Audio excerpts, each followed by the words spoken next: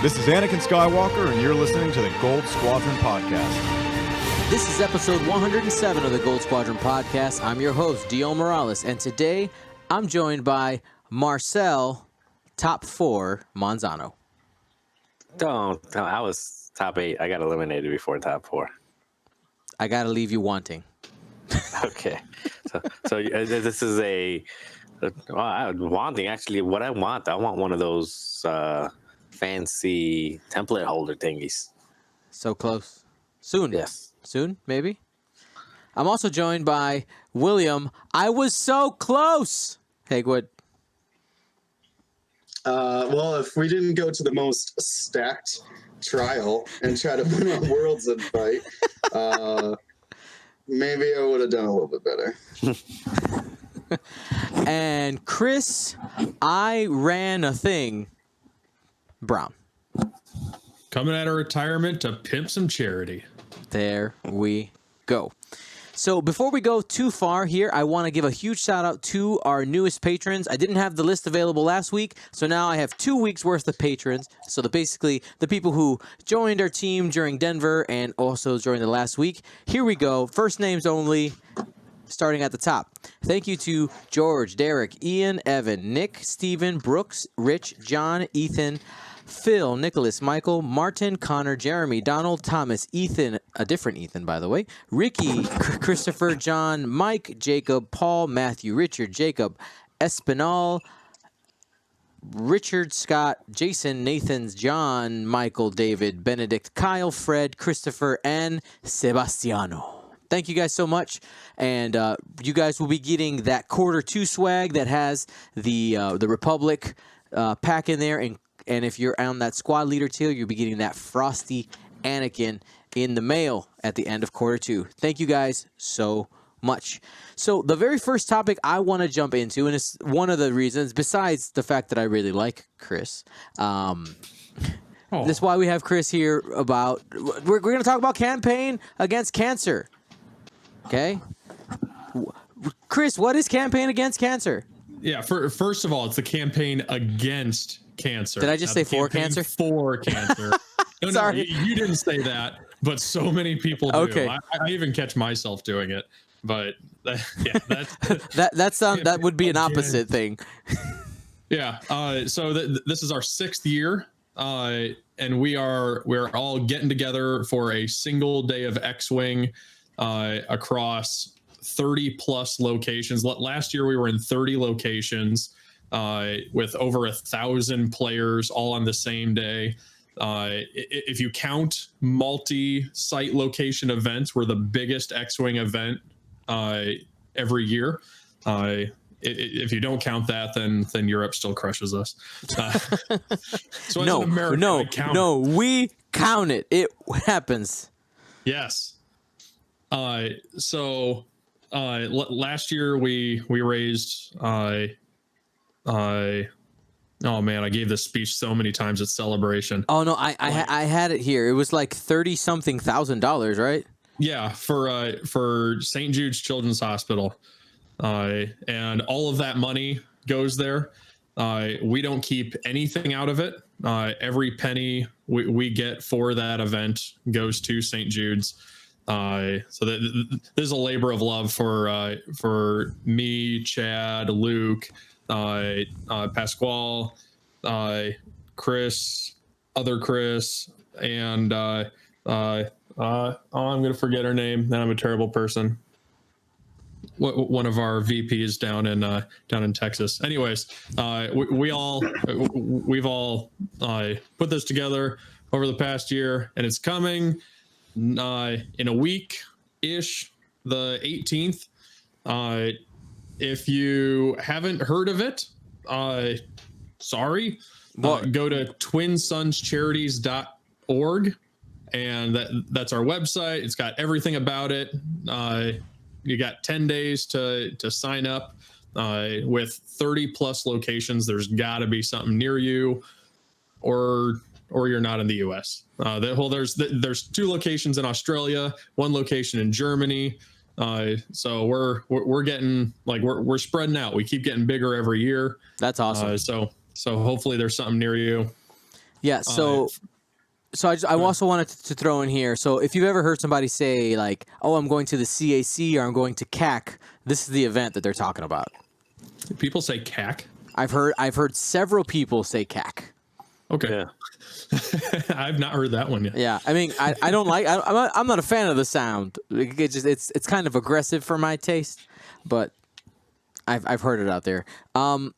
So I have been in the past. Unfortunately, I cannot go because the date shifted to a day where it's my one field trip a year with my students. So I'm not going to be able to be at this year's. But I am. When I first heard about this event and the fact that it was X-Wing related, I was all in. It's an amazing thing. That's why every year since I've had the podcast, I've made sure to talk about it as much as possible. I've had a lot of family members who've been affected by cancer, and to be able to to combine the passion of X-Wing and put it towards a good cause like cancer research and St. Jude's Hospital, which is a bunch of amazing work.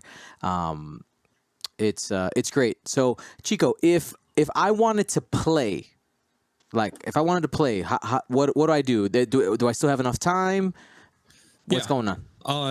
So you could even show up the day of. We'll take your donation and get you in. So we ask for a minimum $15 donation to play. If you go on to twinsonscharities.org, the whole thing is on there. There's a store that you can put your order in. We had where you could pre-order like the coins. We do challenge coins every year that are incredibly well done. They're beautiful. I have some around here. Let me see if I can find some. This year it's episode 6 themed because this is our 6th year. On the front is Palpatine in his chair, flanked by 2 royal guards, and on the other side is the shuttle on Endor with the dish in the background. Pasquale keeps outdoing himself every year. He's our graphics designer. Great job he does. So this was last year or 2 years ago, right? This is the Black Sun one. Yeah. So yeah, they're super nice, really weighted, and they have that like coating on it. It's pretty. I really like it. Mm-hmm. Yeah, we were doing like faction logos for the previous years, and then we started doing like the scenes. So last year's was episode 5. So we had Cloud City on one side, and then the duel between Vader and Luke on the other side. It just looks incredible. We had so many people stopping by our booth at Celebration asking us if they could buy them, and unfortunately, Lucas won't let us sell them outside of the event. We can't even sell them like online. You basically just have to reserve your copy, right? And then when you get to the event, you buy it there. There were extras made. So if you go to an event, hopefully the event, like whichever one you go to, has extras. I know the South Bend one always has extras, but ends up selling out. So some people even put their name into a lottery to buy a second one. So yep. There are things like that, T-shirts. I think a lot of those things we had to close it out just to put the orders in to get it out to everybody. But yeah, you can still make it. Go on there, find a location that's near you, and come on out. And if you're more of a casual person, this is a great tournament for you to come and do. Because we do a very unique format. We do a pod system. So you take everybody who's there and divide them into groups of 8. And then you play a 3-round 8-man tournament just in your little pod. And then we break for lunch. And then everybody comes back and you're put into a new group of 8 based on your performance from the first one. So all of assume you had 64 people and you had 8 pods of 8. It never works out that way, but it gets close. All of the rank 1 people get put into one pod. All of the rank 2 people get put into a pod, rank 3 people into a pod, and so on and so forth. So then you're playing against people who have performed about as well as you have throughout the day. So hopefully all the tryhards are up in the top pod, dealing with Marcel and people like that. And then you've got, people who are just there enjoying themselves, getting into pods together. And then you play another 3 rounds with that group, Right. and whoever wins each pod gets prizes. So even if you go 0-3 before lunch, you could win out that pod and still get a prize. Hey, That's awesome. Yeah. And then depending upon how everything fleshes out, usually we have some extra prizes that go so that like everybody in the top pod gets something. We've got raffles that go on throughout the day, a whole bunch of cool things. We get a lot of artwork. I was going around to every artist I could find at Celebration and asking if they would donate stuff. So we were just walking out with piles of artwork. That's amazing. Yeah, FFG sent us a stack of those plastic Landos and a whole bunch of other stuff. So yeah, we got a lot of prizes. It was a little lighter than previous years, just because we have to divide it up into more. The more popular it gets, the harder it is to bring everything together. It super is. And we've been stretching out to other things like Bethesda sends us stuff, even though they have nothing to do with X-Wing or any of this. They just like what we do. Yeah. But we have had some groups that they're like, hey, if you start doing our game, we'll send you stuff. And it's like, yeah, thanks, but fine. I mean, yeah, for sure. They're like, hey, marketing. Free marketing, right? So, but yeah, there's going to be plenty of cool stuff there to get your hands on. It's not one of those events where only the top 16 players that happen to drive there walk away with stuff. Everybody has a chance. So that's really cool. We also do X-Wing bingo throughout the day, which I'm currently working on. If anybody wants to put something in the chat for ideas, that'd be great. So what do you mean? Describe this X-Wing bingo. Yeah, we do a bingo sheet where each square is basically an achievement, and when you complete one of these things, your opponent signs his name in the box, and when you complete like a line somewhere in there, you scream out bingo, and you go up and you get a prize. Bingo! I have a suggestion. All right. Shoot a tractor beam. Shoot a jamming beam. Shoot a jamming beam. Use your B-wing jamming beam. That might be worthwhile.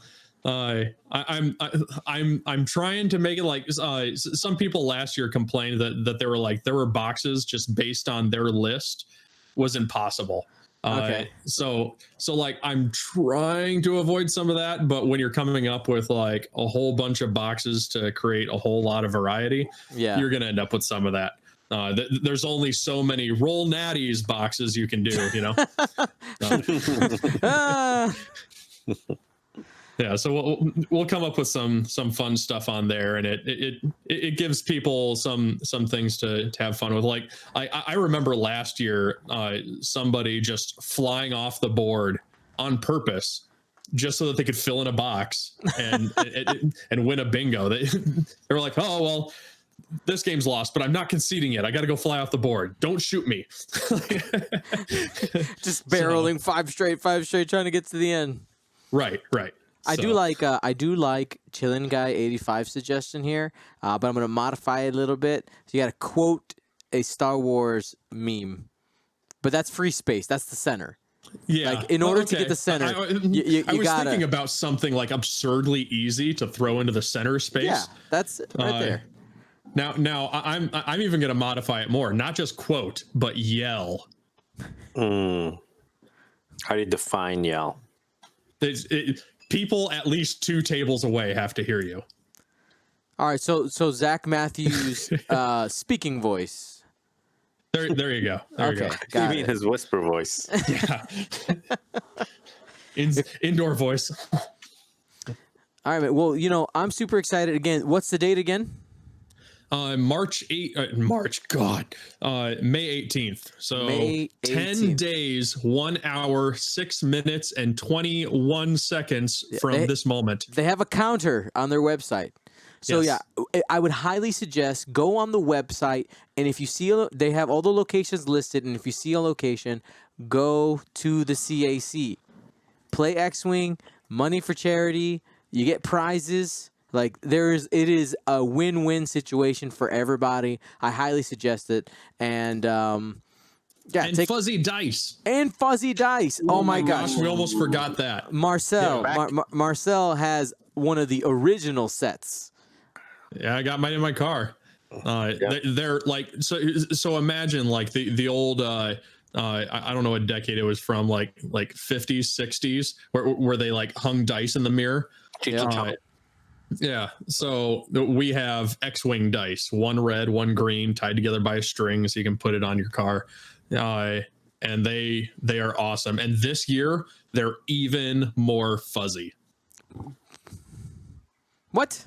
Even fuzzier? Yeah. I need to Is figure there any clue how many per event? Are they being raffled? Are they? Those will probably be raffled. I know how many per event. Everything gets sent out based on expected attendance. So we recently like kind of chopped off how many people had registered up to that point, and that kind of put together the ratio of what was being sent where. Personally, I would recommend coming to South Bend because that's where all of the stuff that's too big to ship goes to. Yeah, there you go. I mean, that's our. If you're in Chicago, that's where you're going for CAC, most likely. Last year we had a big screen TV, right? Yep. Yeah, that was crazy. I don't know how we got a hold of a big screen TV for a raffle. But we're fighting cancer. Take this TV. Right. Yeah. Love it. All right, Chico. Well, thanks so much, man, talking about it. Again, go to twinsonscharities.org, right? That's the website? Correct. There's also Facebook groups. Just type in Twin Sons Charities or Campaign Against Cancer into whatever search thingy you want to use. And if you don't find something, get better at searching because it's so easy to find. So I'm going to ask some of the questions that some people might be wondering. Extended or hyperspace? Extended. And then still 75-minute rounds? Correct. Cool. Great. So bring your lists, have a good time, and it just so happens that when we get to our lists of the week, both people were asking about advice for the CAC. So we'll get there later on. We're going to go on to our next topic. Chico, you can hang out if you want to, man. You don't got to leave. I'm not kicking you out. I just want to let you know. I'll stick around. You can stay. Alrighty. So we're going to jump in and talk about Gen Con. There was a sneaky little tidbit got spoiled here at Gen Con. I'm going to go ahead and pull it up so that y'all can see it. Give me a second to do that here. There it is. So in the description for on the Gen Con website where it says North American Championships, if we enhance. Are tickets open now? They're not. Tickets are not open, but in the description of the event, we do find out how the event is going to be structured. If you look right here, it says players will play 7 Swiss paired rounds, and players with 6 or more wins will advance to day 2.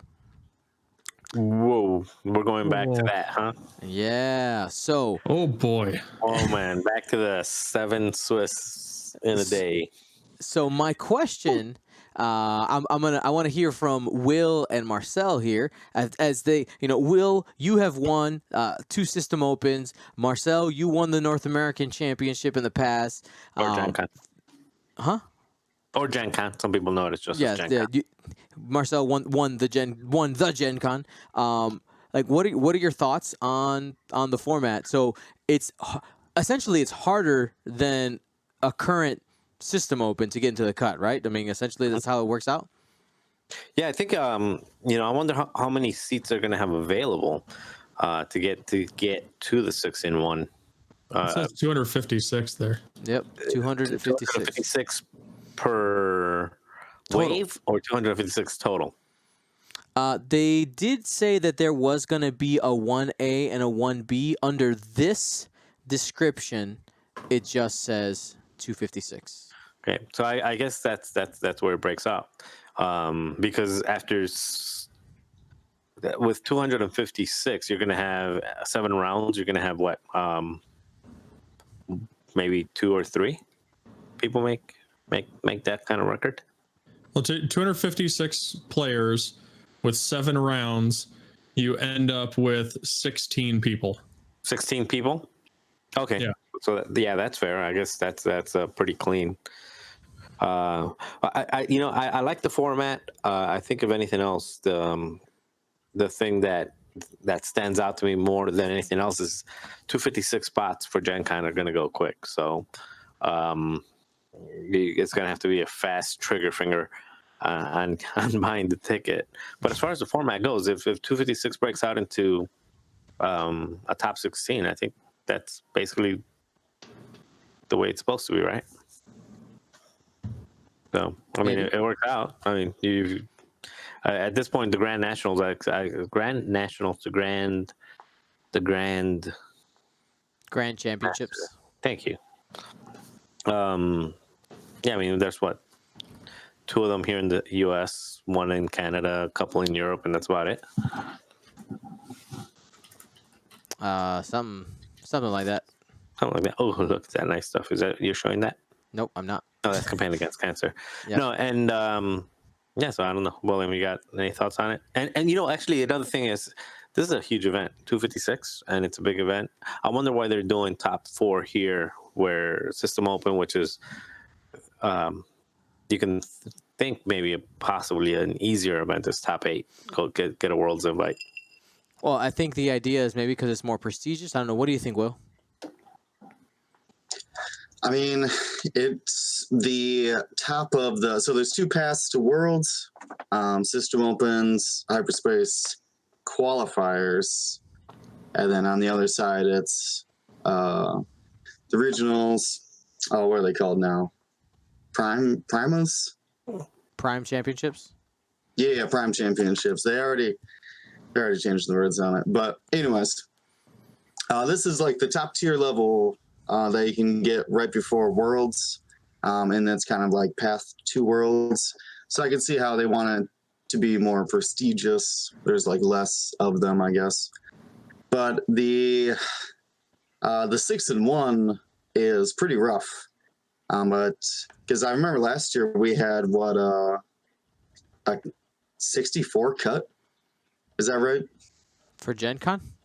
Yeah, Gen Con. I'm talking about Gen Con. Yeah. And you had to go 5-in-1. Yes. I believe so. It sounds about right. I just remember that I got to day 2. Was not a great record. I was so close. Anyway. Yeah, I mean, it's. But yeah, it's. Yeah, that's interesting. The smaller day 2, I think that's what's weird to me. Normally, there's like a larger day 2, or at least that like 8th and 9th round of Swiss before they go into elimination. That's what I expected, I guess. Mm-hmm. If they're not going to do like just a full day 2 of elimination. So it's very interesting that they like squeezed it shorter. But yeah, I will tell everybody planning to go that's that extra 7th game instead of 6 means a lot. That's a much longer day. Doesn't seem like one game would mean a lot, but really they're suggesting it's going to be 10 hours. That's 10 hours minimum for 7 games. So you got to start working out now. Be ready. Yeah, because they at Gen Con they don't give you like these big events. They don't give you a lunch. There's no like lunch you're breaks. going 7 in a row. Yeah, so if it's 2 days, it's 128 per day, and 8 people per day will be at. If it's full, 8 people per day will be at 6-1 with 1-7-0. Right. You don't Or think it'll be 2 days of 256? that's what I was And gonna. then with the top 32? That would make more sense because Gen Con draws so many people. I tell you what, though, if it is that much, be nice to your judges. Holy crap, they're going to be dying. Agreed. Yeah, and interestingly enough, I mean, the Gen Con website right now only specifies the Saturday at 10. Doesn't say anything else about any other flights or anything. Maybe Oh, it's Saturday's the first one? Means cut on Sunday. And at 10, Oh. if it's at 10, that's going to end close to 1 in the morning. That sounds 12, like 12:30. so much fun. Yeah, it says it starts at 10, ends at 8 p.m. Right. It'll end close to midnight, I think. Yeah, we'll order food in that day. I think. Take picnic Healthy back. food, right, Dion? Absolutely, man. Gen Con's got good healthy food. There's some stuff around there. Just gotta try. I guess people are saying that there is a Friday at 10 a.m. I guess you got to dig for it. So there might be two waves of 256, but either way, both of these are going to be ending super late. So I mean, I guess the strategy is probably, if you're planning on going this, try to go on Friday so that you have Saturday to recover. Is that the plan? Yeah, I mean, if you can fit it, I think a lot of people might go Saturday just because they're still working on Friday. Yep, I do. I can confirm that there is a Friday at 10. That's the Friday is only 240 though. Oh, huh. Well, I wonder why fewer people by 16. Who knows? That should be interesting though. So now it actually seems like there would be a lot of available tickets then. Yeah. So, but I mean, do you think there'll be a rush on Friday? I'm just curious to know. Like, I think my plan, of course, we will be there live. We'll be streaming and doing our thing. But like, I want to play, but I have to play on the day that's opposite of you guys playing, so that somebody can cover the stream. So, anyway, super excited about that. It's important to note that it is an extended event. You do see that right there on the screen. 200-point extended Squadron. And you do have to bring a written or printed list. So if you're used to going to the system opens that have been doing digital submissions, this is not the case for Gen Con. You will have to kick it old school. And yeah, so that's the plan there. Any other thoughts about Gen Con? I guess we'll do a bigger like lead up on it when it gets closer. But I wanted to just kind of get that information out there. Anything other initial? Did you guys see the prizes for it? Is that the prizes for Gen Con or is that the prizes for Nationals, which is different? No, both. They both count the same now. They said that there's yeah, actually, in that post that he wrote on Facebook, where he showed the picture, he said that that some countries might have multiple what you would call nationals. That's why they just call it grand now. Okay. So it's anything above a regional and a hyperspace is just a grand. I like how all of the alt art cards in it look like middle school yearbook photos with like the colored streak going through it. You know what I'm talking about? Yeah. We all got one of those sitting on our wall somewhere, right? I'll try to pull those up here in a sec. Give me a moment. I just wanted to talk about the dice. We always mention the dice. There is no dice. Well, what is the thing next to the templates? There is a die. There is a die. There is not. What is the die? There is a die. Yeah, who knows? And it looks. I mean, by the looks of it, it looks like a big. Yeah, was that to scale to those templates? Yeah, well, I doubt it. Huge. I don't think it's going to be playable because if you look on the faces, there's a hit and an evade result on it. Yeah. And then As well as all the advertisement stuff. I mean, advertisement stuff, you could be like, oh, those are the blank sides. But when I saw hit and evade on the same die, I'm like, no, this is fishy. They're saying that that might be I think it's just for the nationals. trophy. Oh. Mhm. That'd be a cool trophy. Yep. They showed no other trophies there. So that's the assumption through what I understand. yeah, I just know that template holder is that white template holder. It looks good. No, what I didn't see was any templates themselves, or were those the templates on it? They might be holding back the templates. I think that the person who designs those for FFG said that there's more to come for that kit. Okay. So Yeah, it seems like there has to be more to come for it because they didn't even show any participation stuff. Yeah, no participation stuff and no dice. Like I like dice, but did they do dice last year? I wasn't there. Yeah, I think this is I Not think that's for definitely a trophy. not for nationals. They haven't. Dice only come for, I'm going to use old terms, regionals and worlds, right? Mm-hmm. We got some clear jam tokens similar to the hyperspace, or are they white? White or clear? What They're do you white, think? white and orange. And then there's how did you describe that again, Chico? Middle school backgrounds. Yeah, middle school yearbook backgrounds.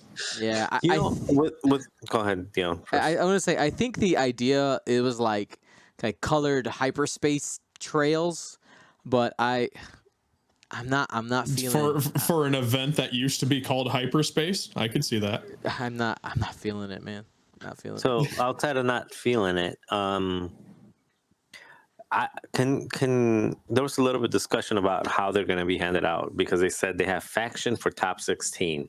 So does that mean the top 16 of each faction will get this? Does it mean the top 16 will get all factions? The top 16 will get the faction that they flew?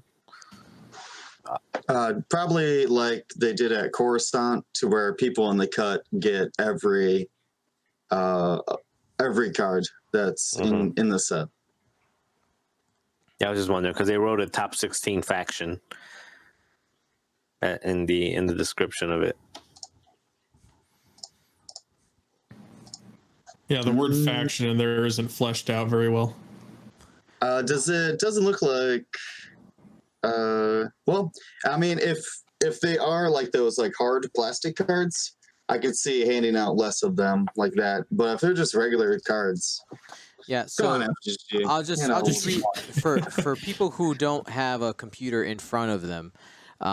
So it says, "Hello, X-Wing players. We hope everyone is getting excited for the upcoming season of Grand Championships. These prestigious events, formerly known as National Championships, will kick off with the first event happening at the UK Games Expo starting on May 31st. On top of a wide array of awesome prizes, some of which are pictured below, the top 4 players at each Grand Championships will be awarded invites to the next X-Wing World Championships. We hope you are all excited to see these grand events come to life." So cheesy, but love it. And yeah, it says top 16 faction. We just in the description of the picture there. That template tray on top is pretty sweet. Yeah, that's pretty. And you can see, is that magnet? Yeah, it's magnetized. Mm-hmm. That's impressive. That's a jump for them compared to the past. All right. Well, that's what I wanted to hit on the Gen Con front. I lost the notes in all my movement of windows. I lost the secret notes. There they go. You can find the link in the chat. Oh, no. So I wanted to spend the rest of our time today doing a couple of lists of the week as well as our question of the week. I know people love when we break down lists, so we're gonna go ahead and do Yeah. that. I think we should also take advantage while we're doing these lists for the people that are watching live. We don't always get Chico here, Chico, the ultimate judge. So if you got any rules related questions or any questions about that, Yeah, let's put them on the spot we're going for sure. Oh man, Chico, did you ever figure out about pattern analyzer and flying off the board? they're never gonna let you do it. They're never gonna let you do it. Okay. No matter how much it seems like it's legal, they're never gonna let you do it. All right. So no. Oh, man. Just say no. Right. Well, because this is something that there's a quote from Chris Sheriff, and it's my favorite quote to use these days. He said, "When you've got two options that both seem like they make sense, if one of them looks like a dumpster fire, use the other option." Love it. Yes. And this very much applies. But what if I want the dumpster fire? There's always that person. But I want it to go this way. So I will refrain from giving my full opinion on this show. How PG I of actually you. had an interesting question today that I had to look up. Okay. It was if so say Han, because Fat Han's everywhere now again. Right. If Han with inertial dampeners and Kanan and all that jazz, if he's ioned, can he choose to inertial dampeners? I don't think inertial dampeners let you do it unless you have a dial. What's the exact wording on it? It just says if you're executing a maneuver. Yo. Oh, so it doesn't say when you reveal a dial. Before you would execute a maneuver. Yeah, you can do that. Why not? Because it says in the rules reference you It's- can't. Right. I was going to say this. The ionize says that you must do a one forward. Ionize under number 2 under ionize. It says that the ion maneuver cannot be modified unless a card specifically references ion maneuvers. There it is. So you're telling us that one actually threw me off a little bit. what you're saying, Chico, is that most of these questions could just be answered in the rules reference and FAQ.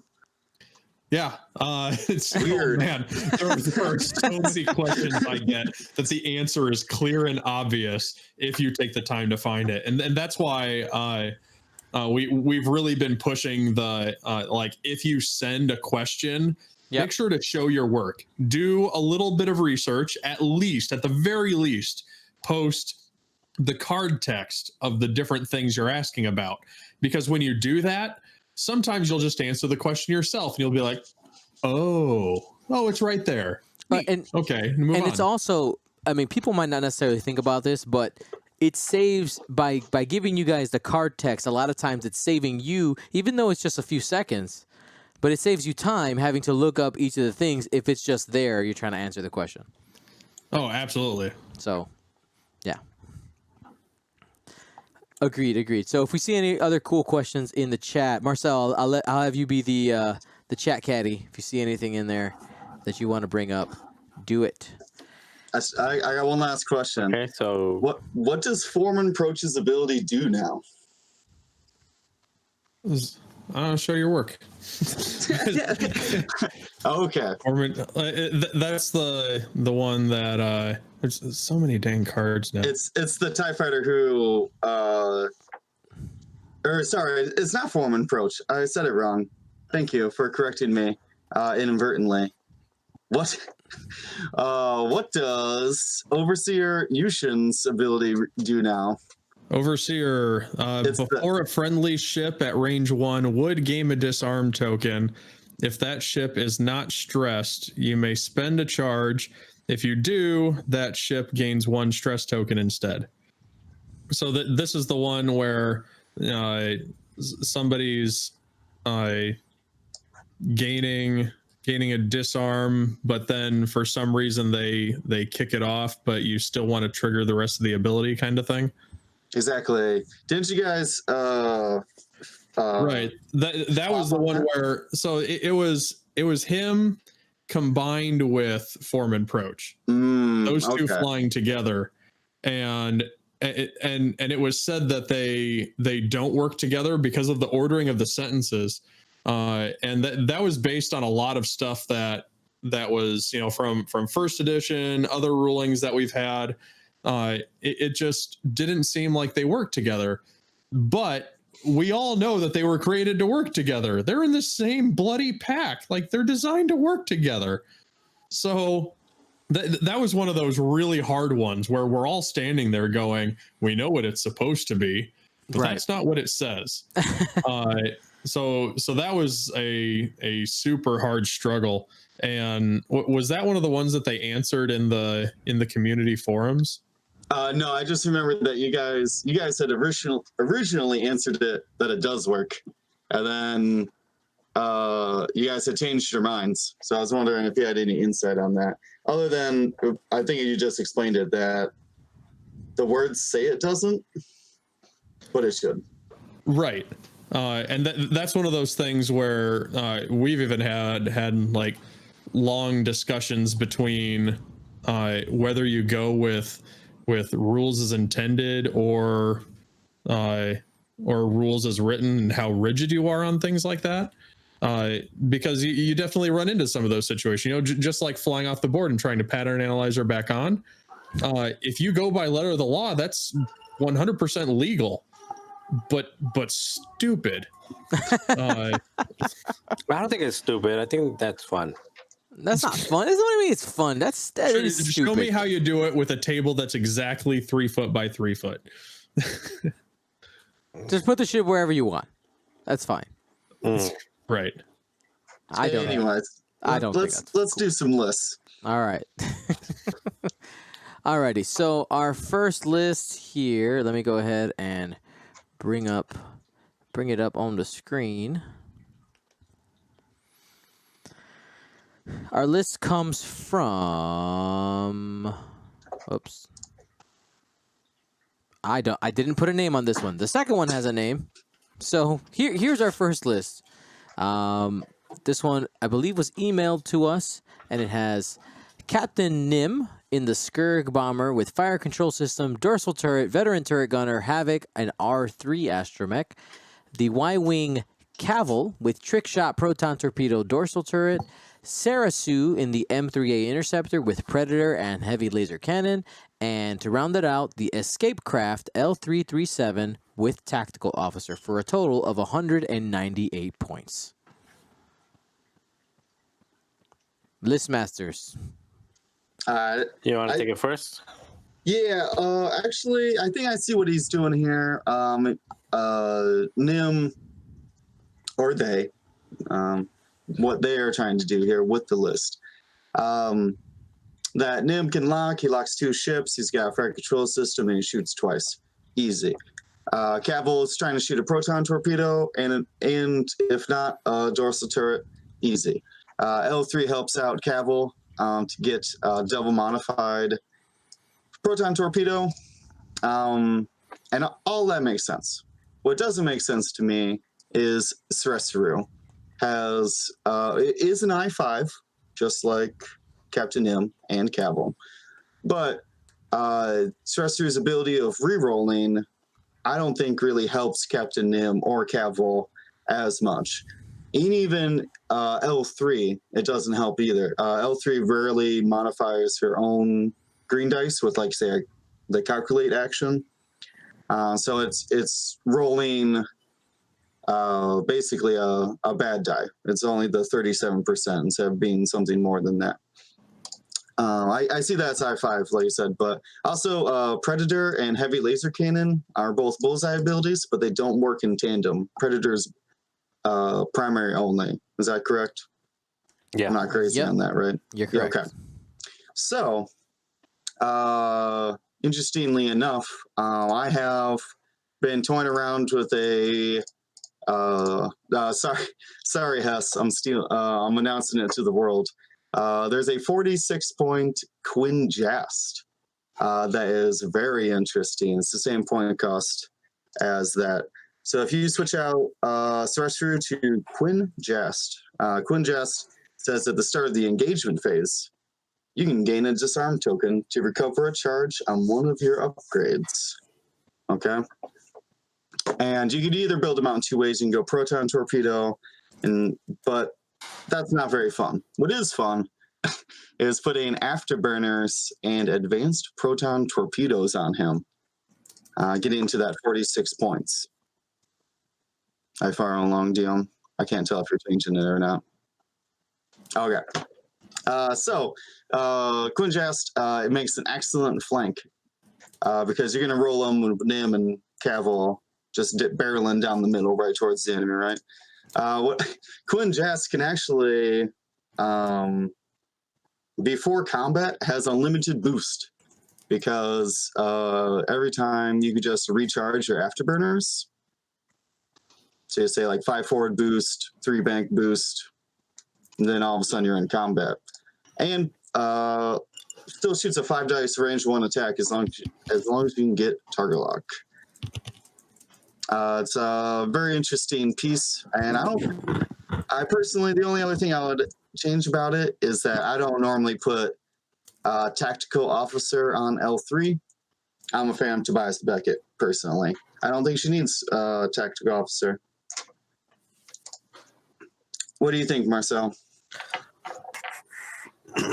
Yeah, I saw the kind of the same things that you saw as far as what he's trying to do, or she, or they are trying to do with this. Basically, you have 3 I5s that have some type of way to,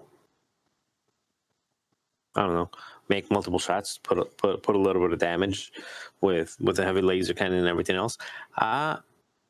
Outside of what you said, the way that I put it, Sure, and I'm looking at my copy.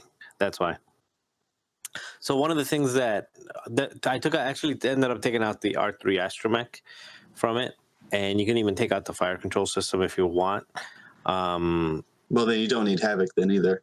Exactly.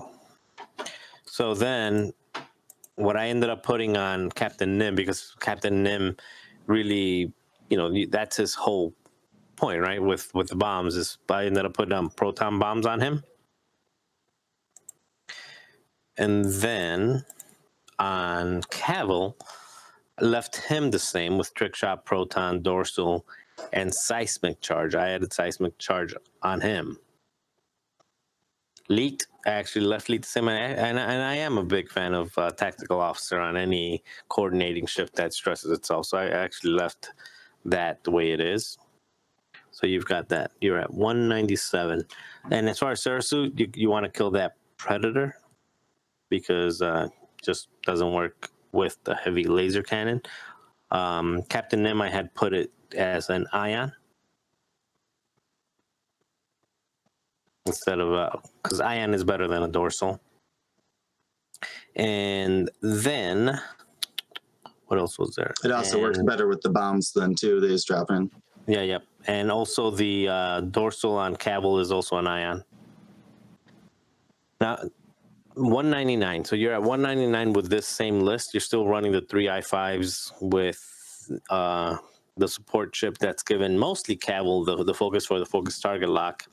But also what you can do is if what you're looking for, because I'm not a big fan of Sarasu. His ability actually is not so bad because he can use it on himself. So it makes him a little bit tankier than he normally would. But unless you're getting those bullseyes, he's basically shooting with a pea shooter. So what you want to do is I actually took, I not took it off. Let's say leave that. Add a new ship. And add the Fang Zealot, who comes in at 4. Yeah, so, well, don't take it out. You can just leave it like that for people to see. But basically, they cost the same. A Zealot costs the same as Sarasu. But a Zealot will also function as a blocker and will be able to get in their range 1, get those natural evades, and really does a lot more work than Sarasu would. And I just think it plays really well with Cavill, because then you're taking your unmodded shots. If you can get the blocks in, you have a double modded shot with Cavill coming in at basically coming in at a ship that's bumped and not prepped. And that Zealot at range 1 can really survive for a little while. Yeah, that guy is the best blocker in the game, in my opinion. I love that ship. The Zealot, yeah. I mean, you see what that guy in England did with 3 of them and Fen Rao, no upgrades at all. Just blocked with 3 of them and Fen Rao. I had to face it with Ryan Fleming flying it, and man, did he rip me apart. Mm-hmm. Yeah, it's Fen and 3 Zealots. Yeah, no upgrades at all. Just all naked. It's crazy.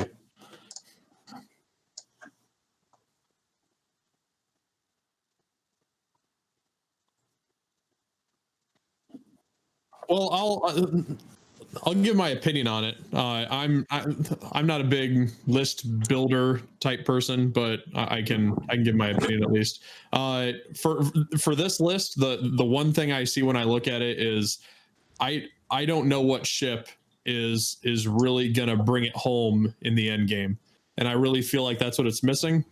I like the I5 synergy. Having ships all at the same initiative is always really beneficial.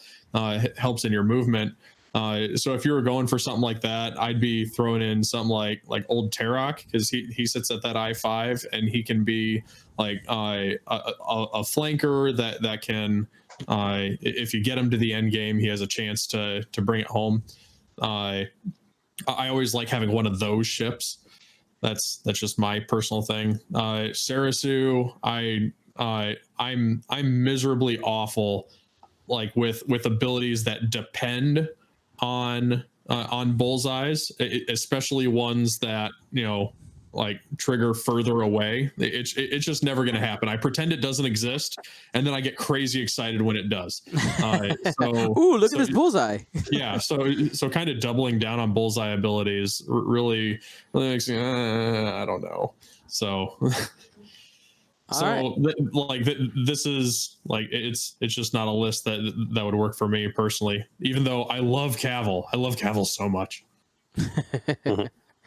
All right. Well, listener could name, I'm so sorry that I forgot to write it down. There are a couple different ways to take a look at that list. Let's go ahead and take a look at our other one, which I actually do have things to read for. So this is,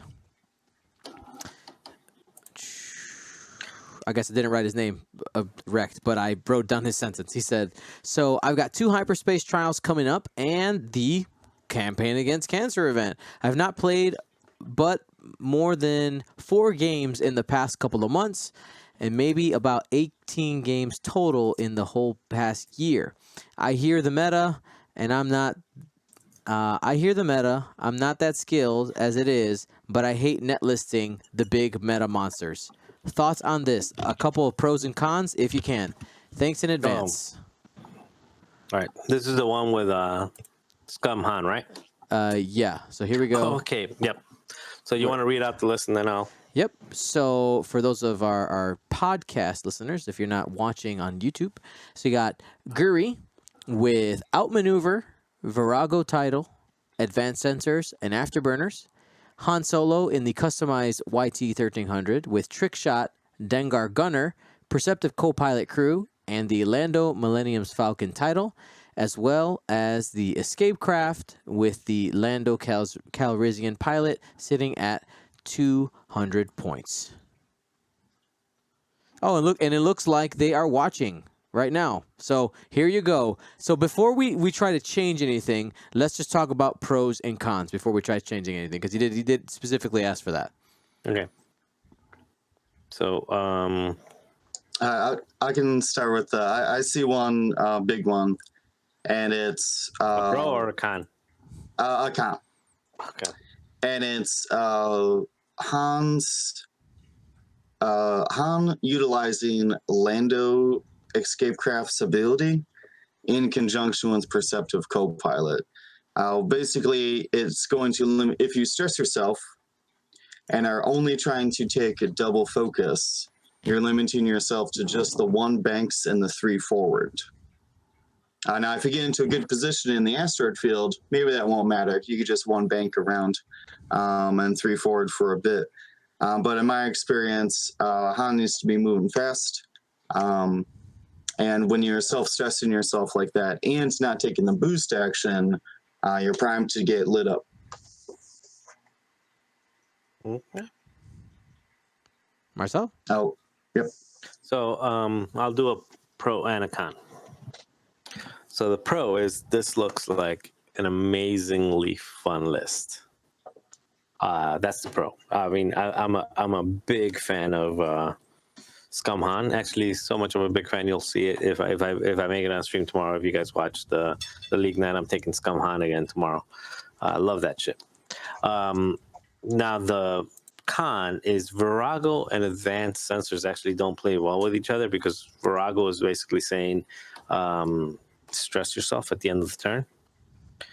And But maybe he's just taking it for the cheaper shield upgrade. It's not cheaper. It's 2 more points. It Oh, I costs see what more. you're saying. Yeah, you could. Yeah, but you can take it as with afterburners, though. I see what you mean. True. yeah.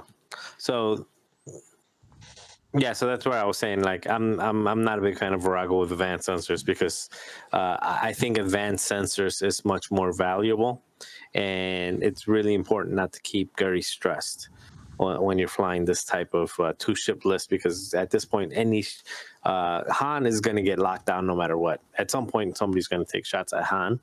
Guri is the one that's going to be your end game ship, so I'm not a big fan of having advanced. Yeah, I'm not a big fan of stressing Guri if you can avoid it. So step 1 is remove Virago title? Well, that's that not okay. So let's. Are we jumping into the? Yeah, let's go for it. All right, let's do it. Step 1, remove Virago title. So he did say in the chat his favorite part of the list is Guri. So let's try to hold on to that. If we want to take out a ship, All right. let's not take out Well, Guri. I'm not taking out any ships. Actually, I am taking out 1 ship. Sorry. So, all right. So I love this list. I'm actually thinking of taking it tomorrow, the way I modified it. It sounds hilariously fun and can do some damage, possibly.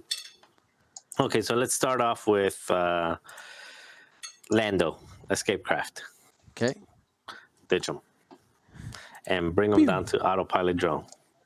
Because I cannot fly, and I would not suggest anyone to fly Han Solo without autopilot drone. It's 12 points. It's a proton bomb that coordinates. It does a whole lot of shenanigans. It gives you the extra 2 shields at very low cost. So it does a whole lot, and it's very cheap. And it allows you to make your aces more AC. Is that a thing? Yeah, your aces more aces. So one other thing that actually I just occurred to me last time I was playing this, so I don't know if this has already occurred, and it's common knowledge out there in the world. It used to be that I would, all the damage that comes in, I would take it automatically off the dock chip, the autopilot drone or whatever else was docked. Mm-hmm. But you can actually keep that ship docked, whatever it is, and take. It's actually better to take your own shields first, because when a critical damage comes in, let's say you get hit crit, you can take, because of the way that the wording spells, and good thing we got Chico here so he can correct me if I'm wrong. The way the wording spells, when you take damage, you may use the dock chip's shields. Yes, if you take hit crit, it's like, oh, I took a hit. Oh, I took a hit. Oh, I'm taking a crit. I'm going to use a shield for that. So it kind of works a little bit like anti-critical damage. Chico, does that work? That's the way I've played it. Though it feels so gamey. Does it feel scummy? Oh man, it super does. There you go. Yeah, so just save those. That's just a tidbit. Save those shields. Don't take them off the top. Save them till a critical comes in and he's like, "Oop, nah, let's get rid of that critical." All right, so where are we? So we changed the Lando to the Lando, autopilot. yeah. All right. So let me go back to what you have here. In Perceptive Copilot, swap that out to spec it.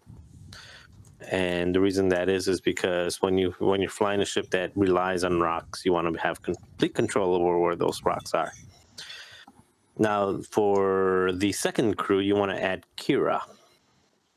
Now, what Kira allows you to do is it allows you to target lock a rock, so then you can take advantage of all of Han's bonus abilities with none of the detriment. So you can have at range 1, you can have a 6-die attack against a ship that's not getting any benefits, and that becomes even more important now that you have the gas clouds, because it also avoids that after what is it called? Afterburner. Is it afterburner? No. Auto thrusters. Yeah, it evades that. The blank to evade effect. Yeah, so it gets rid of the blank to evade effect from the gas clouds as well. So it's not just am I going to land on a rock and be able to shoot? It's am I going to deny this ship and evade a free evade? Okay, so that ship is almost done. I'm throwing on there an extra shield upgrade on Han as well. And I'm also throwing on there a rigged cargo chute. All right, so we're at 177. Oh, wow, we got so many points. I love it. All right, now with Guri, I am going to throw a torpedo. Put in advanced proton torpedo. Now, advanced proton torpedo works really well on Guri because Guri gets the free focus at range 1. And basically you roll into range 1 on somebody, you take your focus, and now you've got an automatically target lock, focus, 5-die attack against a ship that you're basically jousting. And if you're not jousting them, you can still have that 5-die attack, or you can just take advantage of the outmaneuver. So that just leaves you at 183. And I'm actually going to leave it like that. 183 points. You don't need anything else on this. Get that bid for Guri, huh? 17 bid? Yeah, 17 bid. You got that bid for Initiative 6. You got that bid for Initiative 5.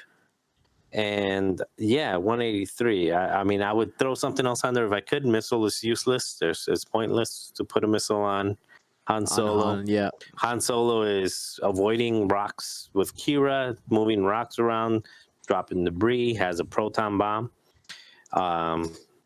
If you wanted to make one change at all and bump up the points a little bit, the only change that I would make is take Tobias Beckett out.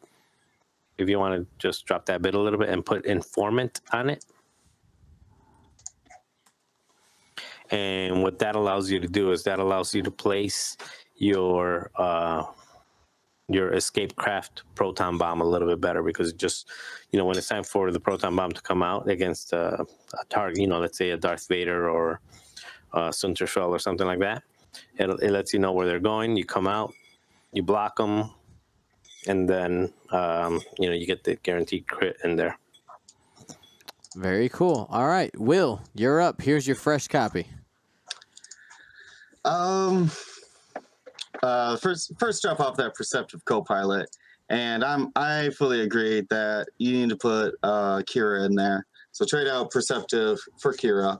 It just works. It just synergizes so well. You should always bring it on Han. Lock the lineup, lock the rock that is going to be in your path, and then head into the battlefield. I saw him on Cards and Hoosiers say that he was having trouble flying Han a little bit, and I think that, or at least getting trick shots anyways. And I think that with Kira, that makes it a lot easier as well. So let's see. The other thing is,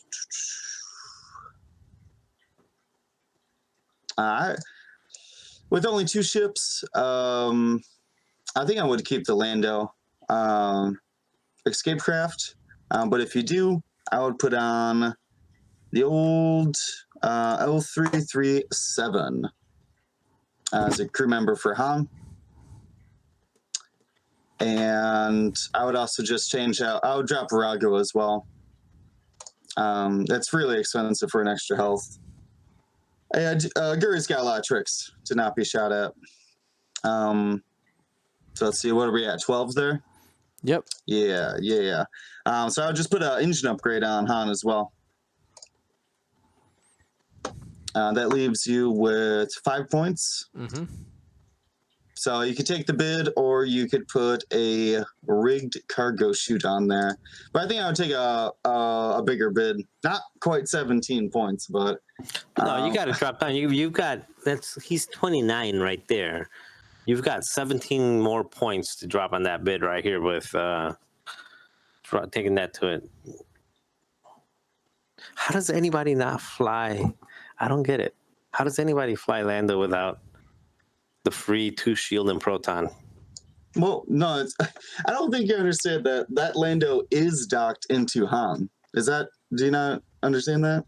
I get what you're saying, but it doesn't blow up. Well, that's a good thing.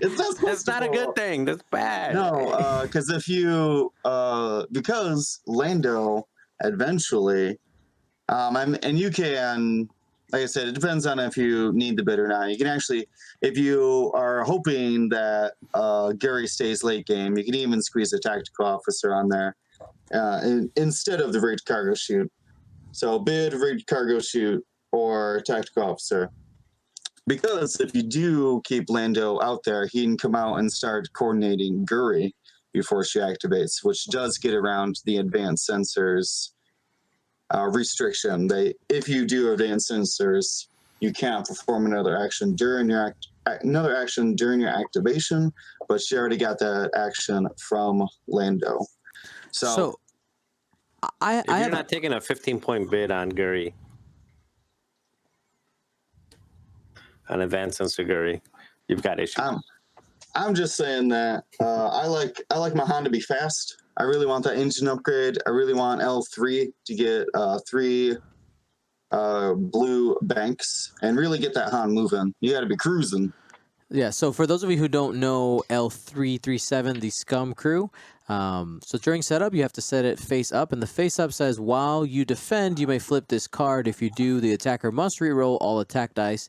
Then after you have flipped the card, it's now called L33's programming, and it says, if you are not shielded, decrease the difficulty of your bank maneuvers, which then makes them blue. Yeah, so you do the same thing that Marcel was explaining, that you actually use up the 3 shields on Han first before dipping into Lando's, and then save Lando's specifically only for crits on your hull. Now, I have a question for Chico here related to this list. So one thing I noticed on here that they have advanced sensors and afterburners on Guri here. And advanced sensor says if after you reveal your dial, you may perform an action, and if you do, you cannot perform another action during your activation. Can you use afterburners still? If you use advanced sensors, you cannot use afterburners. Because the entire movement step is still considered your activation, correct? Yeah, everything's part of your activation. Right, that's what I'm trying to clarify. Right, you can't use any other actions at all, right? Right. No. What am I doing? Because it does say after you reveal your dial, you may perform one action. If you do, you can during your activation. Yeah, it's still part of your activation. Yeah. Yeah, I'm trying to think of it's Snap Wexley who can get a free boost after he executes a maneuver. If he had advanced sensors, he couldn't activate his free boost either. So I'm just going to cut in real quick because I'm reading also the chat at the same time. You put me on chat alert. And I see that he's about to go because he's going to have dinner soon. So I'm just gonna send them a quick message. So if you get a chance tomorrow, the Han list that I was actually talking about is very similar to the one you got. I know you said Guri was your one of your favorite ships, but actually the one that I was looking at was with Fen Rao. So it has the Han Solo at 75 points, the same way that that William had it there. But I had it with my autopilot drone and Fen Rao with only Predator, which the 2 Initiative 6 is kind of. I think the Initiative 6 from Fen Rao kind of makes up for the advanced sensor Sanguri a little bit because you're jumping on. Am I getting you lost there, Dion? Yeah, because you said the 75 points, like how Will has it, and you have a 43-point bid now. Yeah, and now you just add Captain Seavor. Oh, okay. I was like, wait a second. Which gives you, there's something missing. which basically gets you a third ship on there. And Captain Seavor is, for those that don't know, is the one that jams whenever he gets shot. Once per turn, whenever he gets shot or when he shoots someone, which makes him actually very tanky. It makes it really hard to kill him. Dion might have some experience with that. Try to kill that thing. So let me look at my production calendar when that game is coming out. It's not this week, but next week. There's a game with Marcel and I, and flying that Han and that Seavor. My goodness, Yep. Yeah. So I was very frustrated. Yeah. So it's really tough to kill that Seavor, and if you're not focusing on that Seavor, he can actually put in some damage because he's usually rolling a modified with a focus token. Yep. 2 dice against. He's gonna jam whoever he shoots and take all defensive tokens away, or a defensive token away. So that version right there is actually what I'm gonna fly tomorrow at League. And it actually is pretty good. Now the only difference is I'm not flying engine upgrade. I actually have it with inertial dampeners and Dengar gunner. Okay, but that's what he had originally. Yeah. All right. Well, if you want to submit for us a list of the week, you can do so on our Discord channel. If you don't know how to do that, it's very simple. There is a link in the description in order to do it. It's basically a big chat room where we talk about X-Wing stuff and sometimes non-X-Wing stuff. There's a bunch of things on the Paintcast, and that is where we take our submissions for lists and for questions of the week. So, yeah, I'm super excited to have both Marcel, but besides having Marcel and Will just be awesome people, like they're a great asset when it comes to list building because I know that is not a strength of mine. So surround yourself by people who are just better than you at things, and it helps. I'm learning. It takes a certain kind of mind to memorize every single card in combination. I think that helps out quite a bit. For some reason, or also just freely list build. Just like I said, like keeping all the list and like cards in mind really helps make list building easier. Like me and Marcel are just rattling off cards, just because we know we're so used to what they do. Would you agree, Marcel? Yeah. I was just responding to someone that was saying, why not put Trickshot and Seawar in that other list? And that would take it to 189. And I said, no Trickshot and Seawar because there's a 188 monster out there. Yes, I'm talking to you, Nick. No, 188 is bad. So yeah, you want to get under 188. That 183 money. Is that why you're trying to get 183? Yeah. Is that why you're hitting 17? 17-point bid. Oh, I got worse ones. I'm in the 70s in a couple of things. And I have nightmares. So for those that don't know, we were at the regionals for Illinois this past weekend, and I got how do you call it? Tabled. Decimated. Not only did I get tabled. Okay, it's one thing to get tabled, but and I called him Nick Talbot, which is my old boss. No, it's not. Nick Tobin. I don't think it is my boss. Nicholas Nick Tobin. Nicholas Tobin, yeah. You see, he got in my mind so much that I'm thinking of him as my boss now. So he was flying a 188 point, never shoot me list, and I came in and dropped some torpedoes. I'm like, yeah, I got it. Then he regenerated and proceeded to not let me roll any red dice whatsoever for 60 minutes straight until he killed me. And he killed me with like 2 minutes to go. He didn't even have the decency to kill me fast. It was terrible. Just nitpicking at you. Yeah, so I'm not going to be at no more above 188 for me. Thanks, Nick. But I am going to say this to my defense. My next 3 opponents were not happy about it. I had a 226, a 200-0, and a 200-0 after that. So he came in angry. Angry. I took it out on some other people that didn't deserve it. But Nick was my daddy.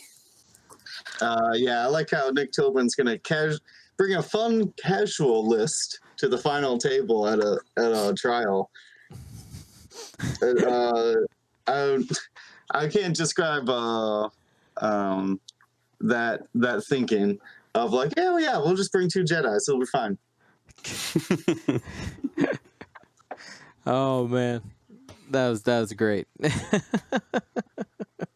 That wake up call. It was not great. I'm telling you, I didn't quite like it either. Moving ships for an hour. both Marcel and Will got spanked by Nick on the same weekend. So no, but I'm telling you, like I have not played a game where for an hour straight I have not rolled a single red die. At least I was having chips. I didn't get tabled. But it just made me look. I'm waiting for your commentary on that game. But he just made be released next week. He just makes me look silly because I'm like doing all these things. And I was like, okay, if he's 2 sloops, I got him with this one. If he 5Ks, I got him with this one. And then just like 1 banks, and it's like all facing the wrong direction. I think Tobin, though I will say, that was the first time Nick Tobin's ever beat me. There you go. Still gonna hold that over your head, Nick. So, but okay, I think we have to add a little context here. He's on the chat too. Is he in the chat? Is he Ninja Elf? Okay, we're out. Dox him. Dox him. No, we got to keep going. Obviously, me and Marcel have been tilted. So here is the additional story, and I think you guys will love this. So Ninja Elf is Nick. So not only did Nick whoop on these guys. Okay, this is what I was laughing so hard when they told me this. So we were in Bloomington, Illinois. That's Southern Illinois. It's about a 2-ish hour drive, and I believe Nick, I think he lives a little bit farther north than where I even live. So let's call it a 2 hour, almost 3 hour drive. Out southwest. Is it southwest? Maybe. So maybe it's a little bit of a shorter drive for him.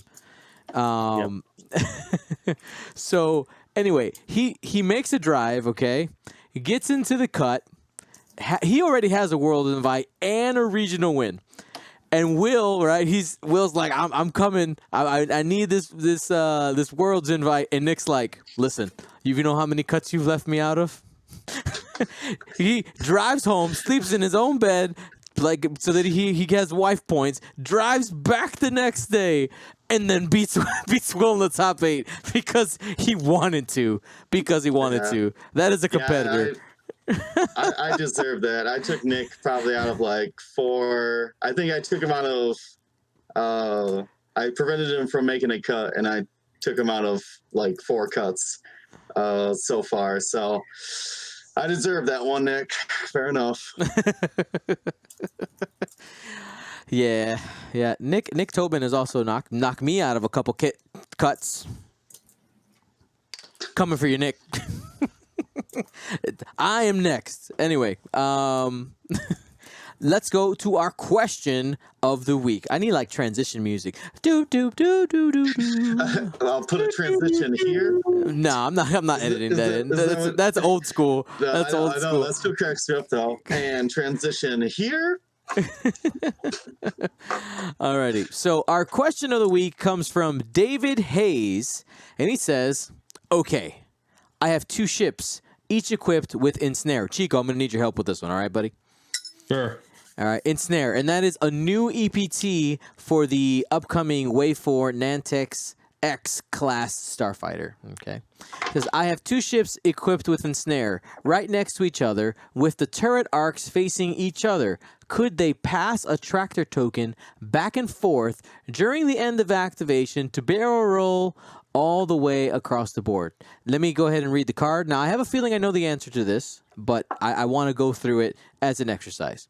So it says, Ensnare. At the end of the activation phase, if you are tractored, you may choose 1 ship in your turret arc at range 0 to 1 and transfer 1 tractor token to it. So the answer, if I'm not mistaken, Chico, is no.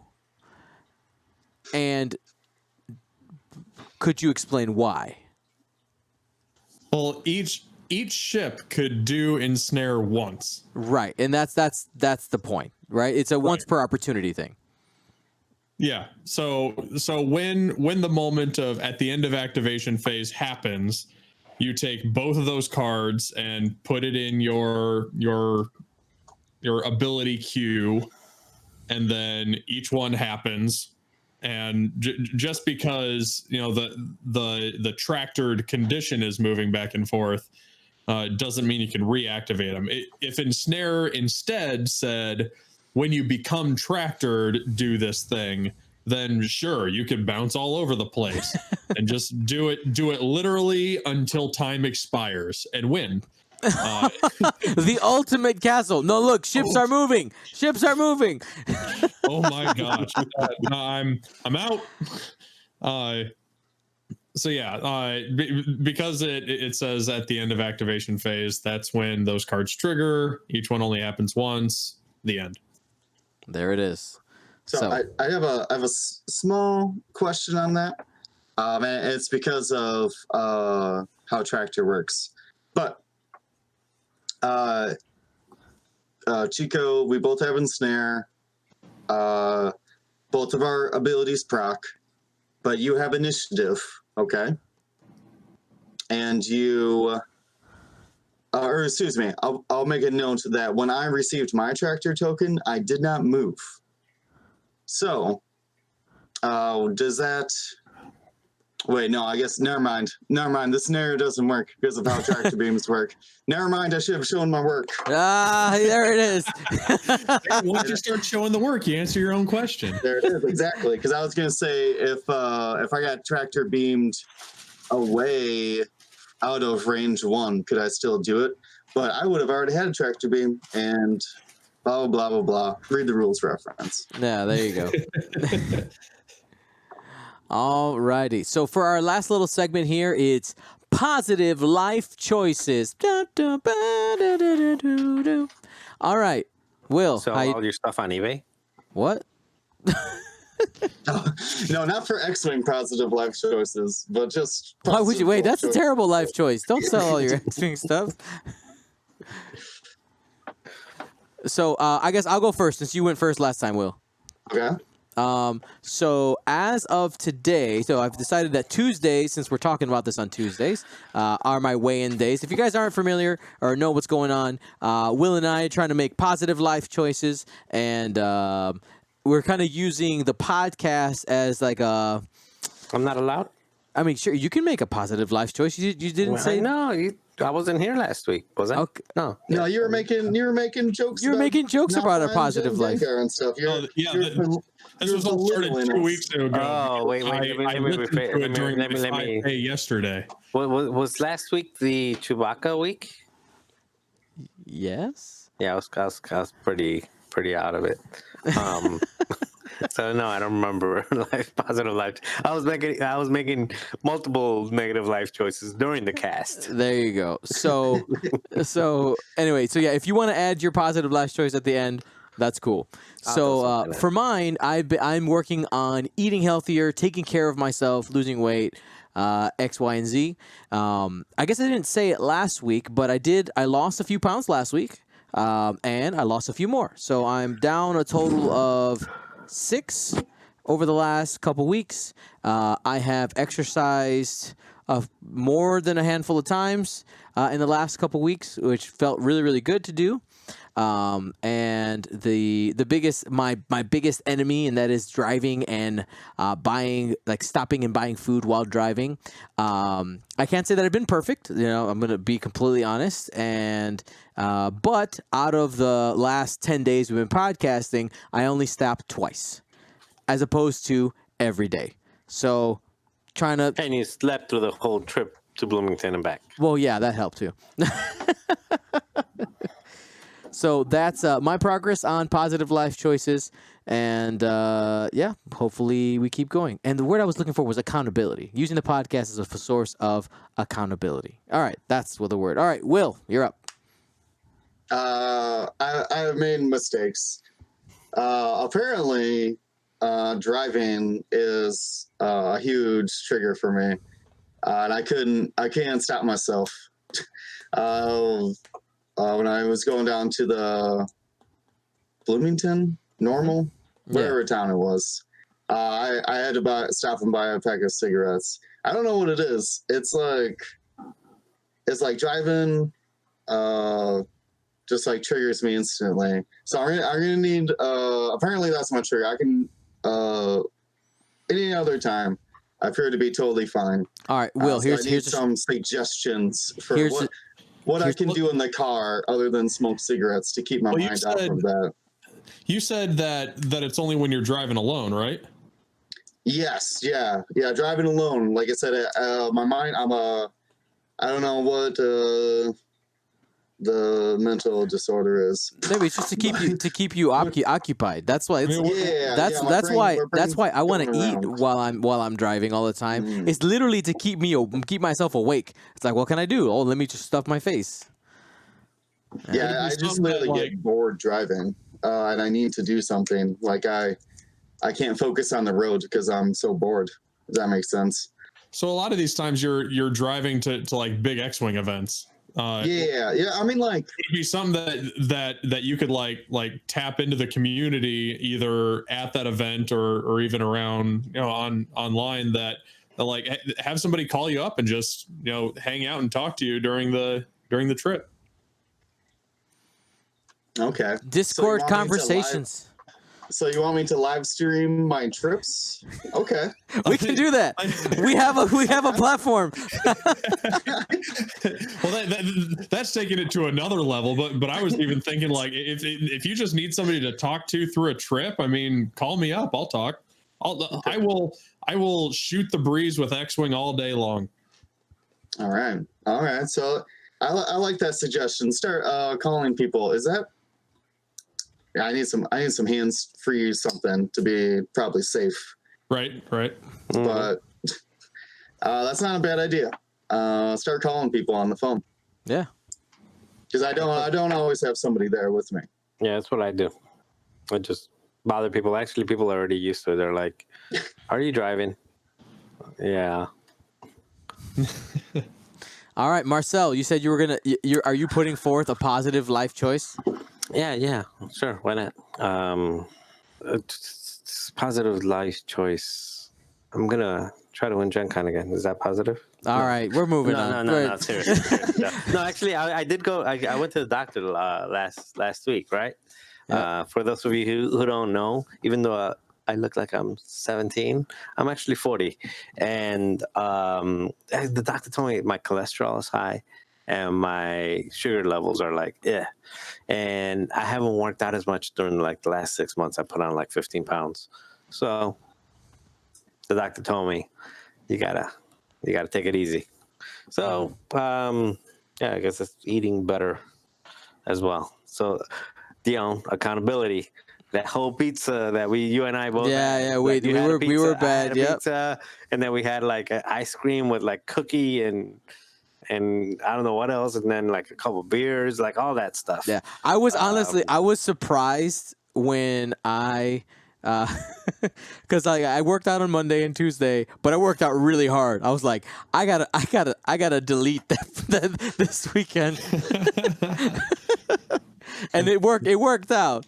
Like, but yeah, agreed. Yes, accountability. All right. Do I get to jump in on this? Sure. What are you gonna Do you do? want to be part of our Positive Life Choices group? Hell yeah, I do. All right. So last year, June 2nd was my first run with the crate group. I just tried to run around the block. I made it less than half a mile before I was walking and just losing, like my lungs were just done. Couldn't even make it a mile around the block. Since then, I've ramped up to the point that this last weekend I ran a half marathon. Woo! And by the 4th of July weekend, I want to do a full marathon, no matter how long it takes me. I'm just going to go out and all right. It's probably going to take me like 6-7 hours of just walking around the neighborhood. But I'm going to do it no matter how long it takes. Sign up for one. Really, like the first one I ever did, I didn't even sign up for one. My brother-in-law, my sister's husband, was like, "Hey, I got this ticket for the Chicago Marathon, but I'm not going to be able to make it. You want it?" It's like impossible to get. I was like, oh, "Okay, sure, why not?" But actually, they got me started, and now I've done 7 marathons of like 4 half marathons. Oh, shoot. Yeah, I got the look. Hold on, take 1 second. 1 second. No, He's going to go run a marathon. He'll be back. Like organized running. Look at that. That's all marathon. I just go outside and go do it. That's all an marathon. Adepticon badge. Don't give us that crap. That's not a Vecticon. Look, that says, well, actually, that is an Adepticon badge. It says Chicago. These are marathons, I promise. All right. For the people listening anyway. at home, you can hear the jingles. They are, in fact. There is an Adepticon badge in there. What is that doing there? Well, I ran at Adepticon, I guess. But yeah, do it. Like, just sign up for one, and once you sign up for it, you're gonna get so scared of passing out and dying, then you'll actually be Fight or flight, baby. Fight or flight. That's actually what drove me, because I signed up for it before I knew what I was signing up for. And for those of you who don't know, I actually used to weigh 210 pounds. I lost 65 pounds during my first marathon, or training to my first marathon. I lost 65 pounds. But I signed up for it because my brother-in-law told me about it. And then after it sunk in, I'm like, oh, wait, I actually have to do it. And like the fear of passing out and dying halfway through it just kind of pushed me to try. Yeah, from last year until this point, I've lost 50 pounds. So it works. Get out there, get moving, right? You should change it from a gaming podcast to like a motivational. We can have motivation. We can have motivational. You could tag it Fridays or something. Anyway, thank you guys so much for watching. You can watch all of our live coverage here on twitch.tv/Gold Squadron. We do live events. We do podcasts. And we got the Paintcast. And on my board, those 3 other days that we don't have regularly scheduled programming, have regularly scheduled programming future stuff in those boxes. I can't talk about it. Actually, I could, but I'm in charge of it, and I won't, because I'm gonna be good and not. I'll tease, but no spoils. So yes, I'm saying that you're gonna have 7 days of Gold Squadron podcast live streams in the nearish future. Where? What? What? Here, right here. Right here. Right here. All right. So, super excited about that. You can watch all of the replays of our live streams, these live podcasts, anything that we do on our YouTube channel. If you haven't subscribed there, we're on the way to 8,000 subscribers. So if you haven't clicked the button, make sure you go ahead and do that.